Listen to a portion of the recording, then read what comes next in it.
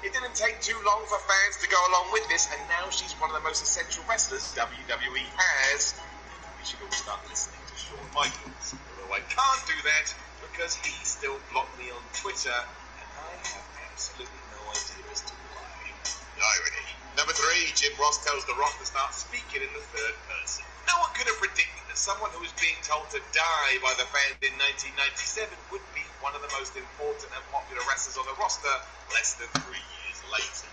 Just goes to show you never really know what your future holds. What was a nightmare back then for the Great One was already showing signs of something different entirely when the second half of the year rolled around.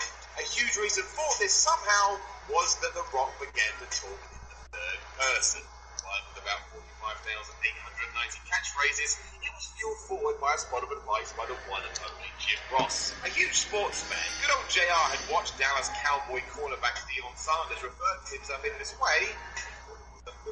Seeing it made him more of a star than he already was, Ross thought it would be a great way to put The Rock over the top as an arrogant upstart.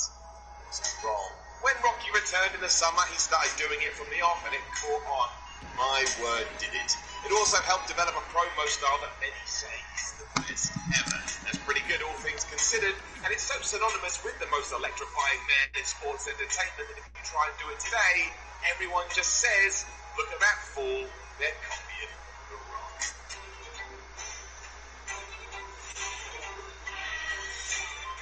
Calm bells to no one. I need warriors.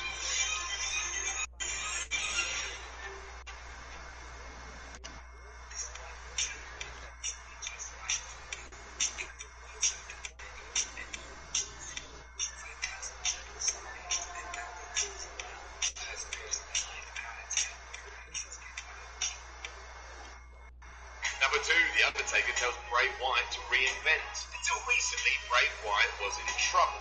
No fault of his own, he had been buried into the ground thanks to his chosen booking.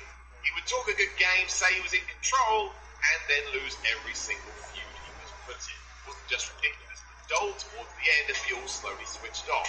Why listen, nothing coming out of his mouth was true. That's called Boy Who Cried.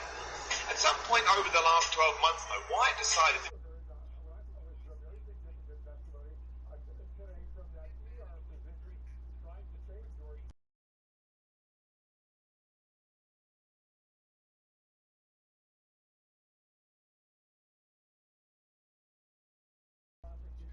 That's what this new masked version of Bray is all about.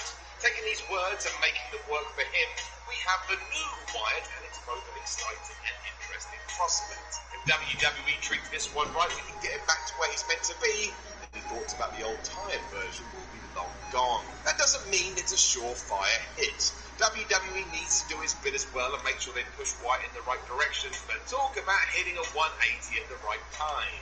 Dressing in drag and going after Finn Balor not that long ago, while the demon is still in his sights. At least now Bray is beyond terrifying. The look in the Fiend's eyes, man, he ain't right. Number 1, JR tells The Undertaker to leave WCW.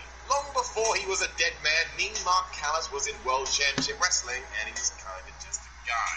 He had some moments, such as the 1990 Great American Bash where he lost against Lex Luger in a decent bout. What?